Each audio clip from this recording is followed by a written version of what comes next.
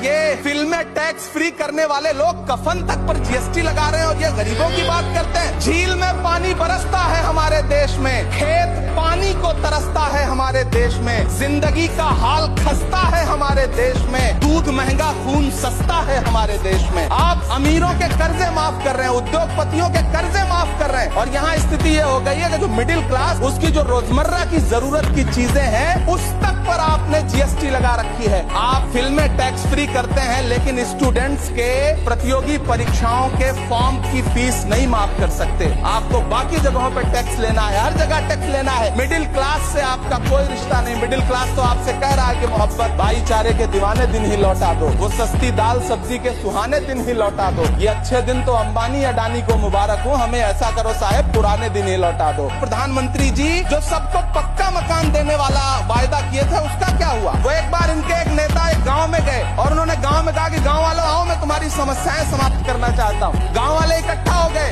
नेताजी ने गांव वालों से कहा बताओ तुम्हारी दो समस्याएं बताओ, मैं दोनों समस्याओं का यहीं पे समाधान करूंगा। तो गांव वालों ने कहा साहब हमारी पहली समस्या है कि हमारे यहाँ कोई हॉस्पिटल नहीं है। तो नेताजी ने मोबाइल निकाला, कहीं फोन मिलाया और मिला के फोन पे पता नहीं क्या कुछ कहा कि यहाँ गाँव में हॉस्पिटल नहीं है, हॉस्पिटल तुरंत यहाँ हॉस्पिटल चाहिए। गाँव वाले खुश हो गए कि 1 मिनट में यहाँ हॉस्पिटल आ रहा है। अगली समस्या के बारे में उन्होंने नेताजी ने गांव वालों से कहा कि मैंने आपकी पहली समस्या समाप्त कर दी, दूसरी समस्या बताओ। तो गांव वालों ने कहा साहब इस गांव में कोई भी मोबाइल का नेटवर्क ही नहीं है। ये है इनके काम करने का तरीका, ये है झूठ बोलने का तरीका।